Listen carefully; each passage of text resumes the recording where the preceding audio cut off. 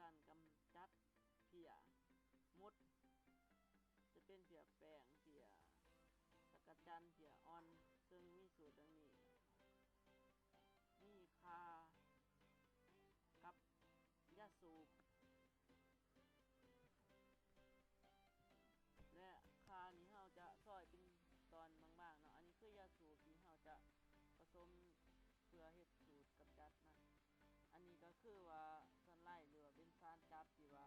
เขาสีใส่แล้วเป็นจับใส่ใบเพื่อบ่ให้มันหลางออก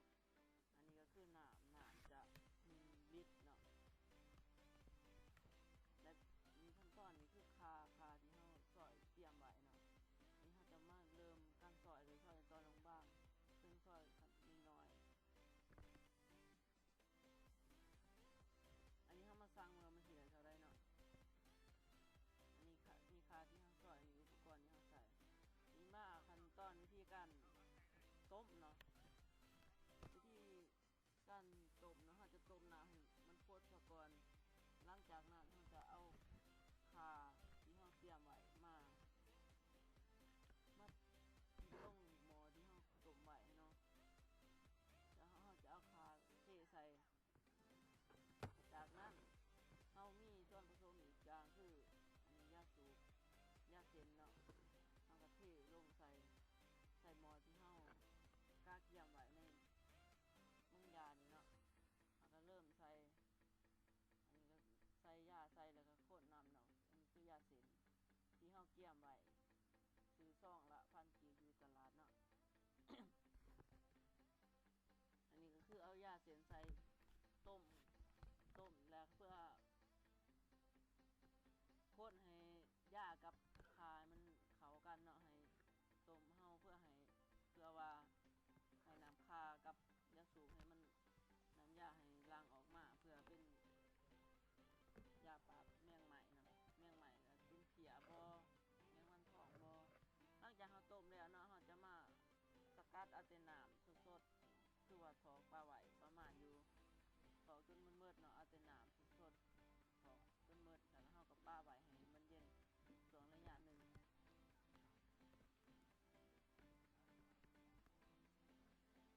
อันนี้คือน้ำที่เราสกัดไว้เนาะมันจะเป็นสีดำๆเนี่ยขั้นตอนการผสมเราจะใส่อยู่อันนั้น1 ลิตรต่อ1 ลิตรนี่น้ำยานี่3 มหาบวงแกงเนาะอันนี้คือเราขั้นตอนเราใส่หาบวงอันนี้แล้วแต่เราจะใส่เพราะว่าถ้าว่ามีใหม่ลายเปียลายเราจะใส่อยู่หาบวงถ้าว่ามันโบราณปานใดเราจะใส่อยู่หลังจากนั้นเราจะคนให้มันพันให้มันเหนียวให้มันเข้ากันเนาะระหว่างน้ำกับน้ำยาที่เราสกัดระหว่างยาสูบกับขาเนาะเราจะพันเข้ากันสังเกตเบิ่งว่ามันเข้ากันแล้วบ่จากนั้น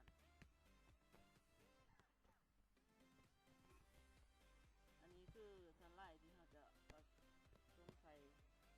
สมใส่เพื่อให้มันเป็นฟานจับเวลาเขาฉีดใส่ใบใหม่มันจะถางในหันแล้วโบจำพวกเปียพวกเมี่ยงใหม่ต่างๆโบสามารถจับเพราะว่าจำพวกนี้โบต้องการคาคิวและคากับอันนี้คือว่ามันเป็นตัวลวกเนาะลวกเมี่ยงใหม่และเฮ็ดให้เมี่ยงใหม่โบสามา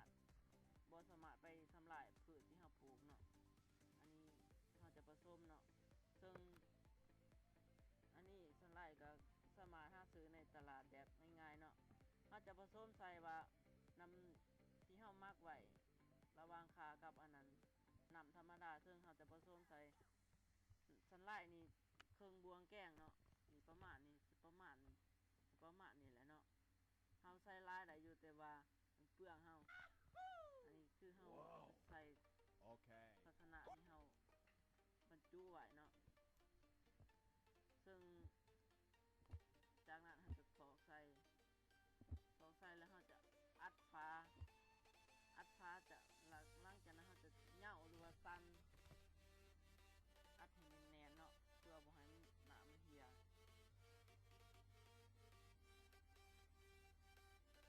จากนั้นเราจะสั่นเนาะสั่นหรือว่าเหนี่ยวก็ได้เพื่อให้น้ำยากับกันไหลให้มันยืนเดียวเป็นเด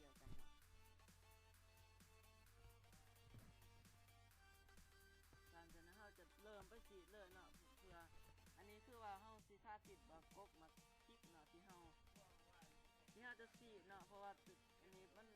เราจะเป็นสีดกองกันบ่ให้เสียมันมาเนาะสิขั้นตอนการสีดเลยแต่ว่าเราบ่มีกระตุกที่ดีๆเนาะเราเพียงแต่อันนี้เนาะอันนี้เราซิมาสาธิตการสีดนี้เราได้วานในแกนพักระยะคืนนึงเนาะแต่ว่าสังเกตมือเสานี่บดเต็มเปียบเลยแต่เรามีสูตรนี้เนาะสูตรกระตุกน้ำยาในกระตุกเราซิมาสีดเพื่อกำจัดและไล่มันเนาะซึ่งอันนี้คือมดเต็มนั้นเลยเนาะเราซิมาสีดน้ำยาฉีดไล่มันเนาะฉีดไล่หรือว่าถ้าซื้อบางครั้งบางตัวมันจะตายเนาะนี่คือเราจะฉีดใส่มันที่เราวานในผักเนาะวานแกนผัดลงฉีดจนทั่วเพื่อกำจัดและไล่บางตัวก็อาจจะตายเพราะว่ามันคานเป็นคานที่ว่าลวกเนาะเราฉีดทั่วนั้นเลยเพื่อบ่ให้แมงไหมหรือว่าศัตรูยังทำลายเนาะเขาจะอันนี้เขาสังเกตเบิ่งเนาะถ้าว่าเขาบ่ป้องกันอาจจะเฮ็ดให้แกนผักเขาบ่เกิดบ่อิหยังนี่แหละเขาก็เลยป้องกันไว้เนาะทุกคนสามารถเฮ็ดได้เนาะง่ายๆนึงเพียงแต่เอาหัวขากับยาสูบแล้วก็สไลด์แล้วก็ผสมกับน้ำแล้วก็ง่ายๆเนาะคือขั้นตอนเฮ็ดเนาะอันนี้เขาจะฉีดให้ทั่วนั้นเพื่อไล่แมงไหม้จ้ะ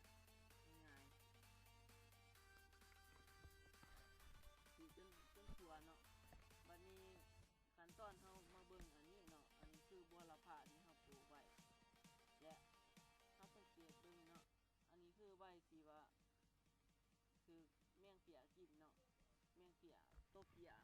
อ่อนหรือว่าเปียจักรจันทร์มันมาทำลายเขาจะสังเกตง่ายๆเนาะใบที่ว่าเปียทำลายกับใบที่ว่าเปียมันมาทำลายกับใบที่ว่าเปียมันบ่ทำลายเนาะคือว่าใบที่เปียทำลายมันจะกูดหรือว่าเงาะเนาะนี่อันนี้คือใบที่ว่ามันปกติบ่มีเปียทำลายแต่พอเปียทำลายมันจะแสดงอาการแบบนี้เนาะผูพางลักษณะมันและโชคดีเขามีสารสกัดจากธรรมศาสตร์เนาะเขามีสูตรนี้สีมากำจัดมันเนาะซึ่งปฏิบัติง่ายๆเนาะเพียงแต่ฉีดใส่โตเพียฉีดใส่บริเวณที่เพียทำลายฉีดใส่ถั่วฉีดมันเฮ็ดให้เพราะว่าซ่านี่มันจะลวกเนาะเฮ็ดให้บางตัวอย่างเป็นมดแล้วก็เพียเนาะมันเฮ็ดให้เพียตายบางบอนมันจะมีเพียแล้วก็มีมดนำเพราะว่ามดหันอาศัยกินขี้เพียเนาะอันนี้เราจะไปสาธิตต้นมะถั่วที่เราปลูกไว้เนาะอันนี้ก็คือเพียมันกำลังจะเข้ามาทำลายแล้วนั่นนี่ประมาณอยู่หลายโตตัวประมาณนับสวนนี่ประมาณอยู่60ตัวนี่เนาะอันนี้คือเพียมันกำลังสิเข้ามาทำลายแต่เฮาจะมีสูตรและกำจัดมันง่ายๆเนาะคือยาที่เฮาสกัดจากข่าและยาสูบเนาะเขาจะฉีดใส่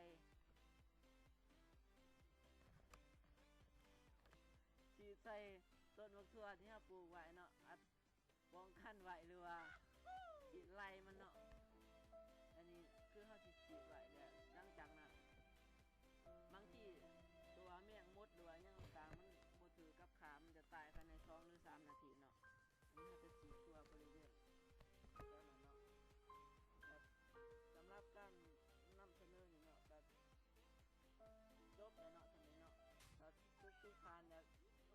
ลองเฮ็ดก็ลองนำไปเฮ็ดเบิ่งง่ายๆเพียงแต่เอาคายาสูบแล้วก็ซันไลท์ที่เฮาสามารถมาซื้อตลาดนี่แหละเนาะแล้วก็มาผสมกันแล้วก็เพื่อเฮ็ดให้